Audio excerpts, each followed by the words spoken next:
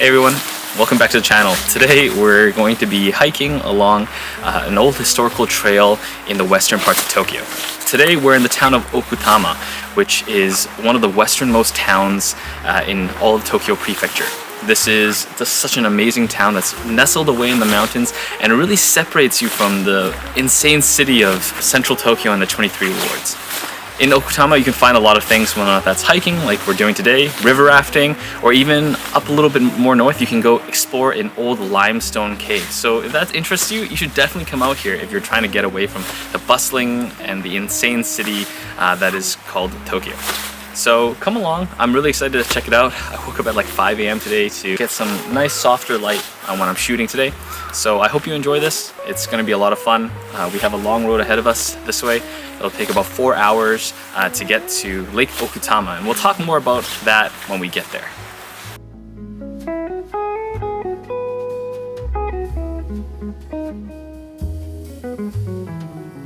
Lake Okutama is actually one of the biggest reservoirs in Tokyo, supplying about 20% of all of its drinking water, which is insane considering how big Tokyo is.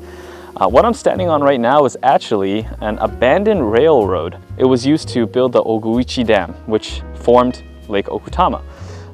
And there's about 25 of these tunnels, but you can't see all of them because a lot of the wooden trestles have deteriorated over time and it's unsafe to walk along. But some of them were built out of concrete and are very close to the trail, so you can kind of step off and check it out. It's really cool to at least see a bit of it, and you can kind of see the train tracks.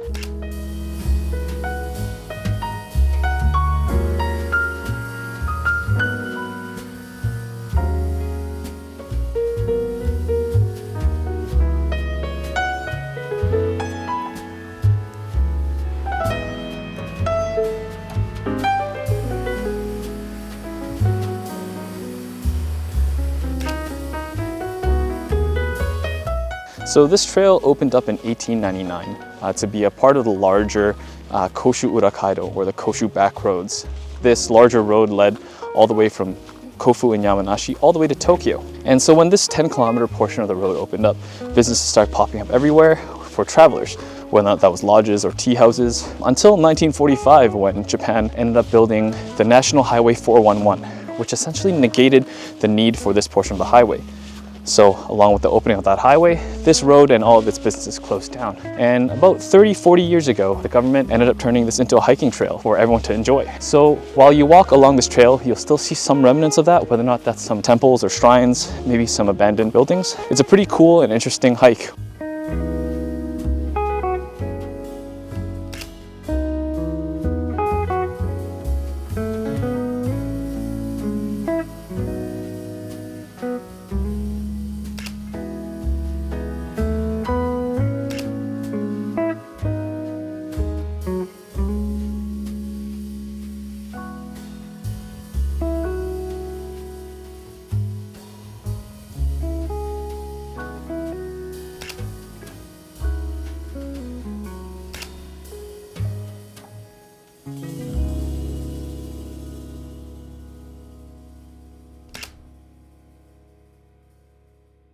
I think the light is really nice in this valley, so I'm going to put up the drone and see what it looks like from above.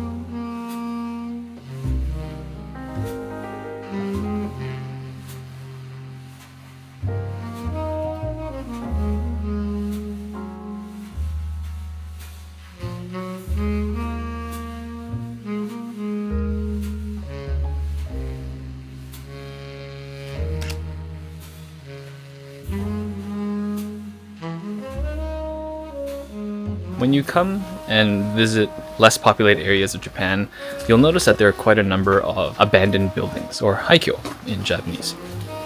These are the result of people moving to the city, an aging population, different factors that kind of lead to a lot of houses being abandoned like this. And what's interesting is a lot of them didn't really pack up their things and move. They kind of just up and left, leaving behind a lot of their belongings.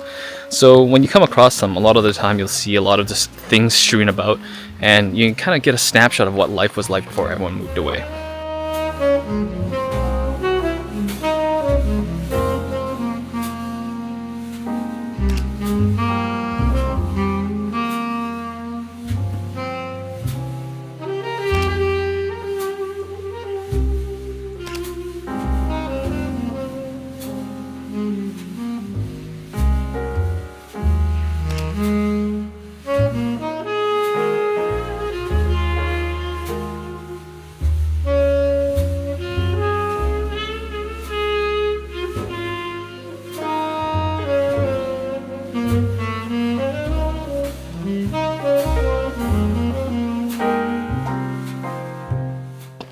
Alright, so we're in the last 3 kilometers of our climb to Lake Okutama. This is the last kind of paved area from what I understand. As you can see here, going up all the way, it's going to be pretty steep and a little bit more rough terrain. So this is kind of where you would kind of hop off and make your way to a bus stop, I think, through that tunnel over there. Today is very, very warm. The past couple of days have been like -3 to like 5 degrees, maybe at like its peak, with some pretty strong winds. But today it's like low of 2, high of 11 or 12, and in the sunlight it is warm. So you see me progressively start to take off my jackets over the course of the video. So I'm down to my t-shirt. I don't know what else I have to give.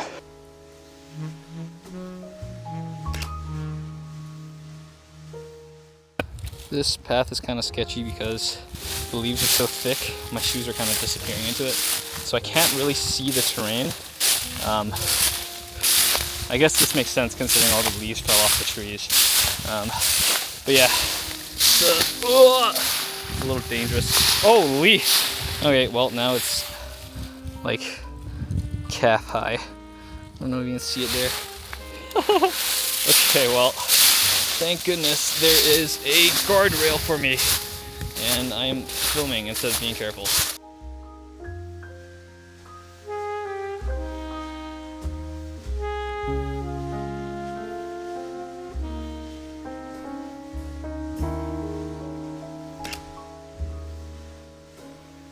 Finally made it to the dam.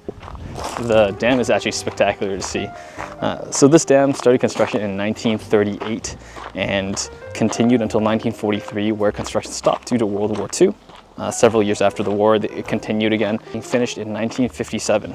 I think at the time, it was one of the largest dams in the world, standing at around 353 meters wide and 148 meters tall. So pretty impressive.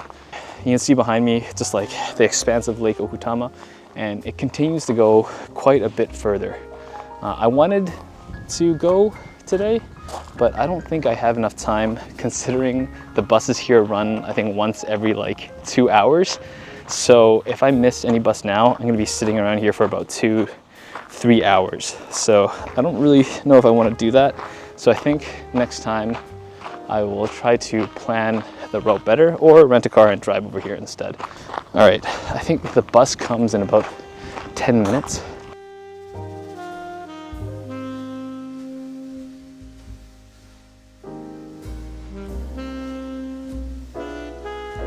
Thanks for coming along this solo hiking adventure. I hope this got you interested in what else Tokyo has to offer outside the big city.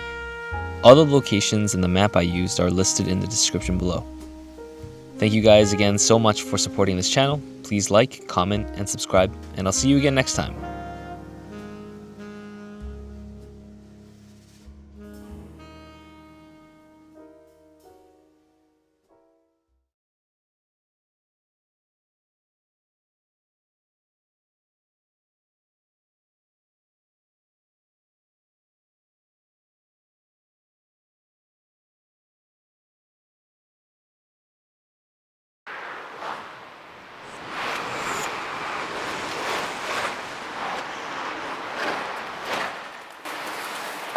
YouTuber's version of Walk of Shame.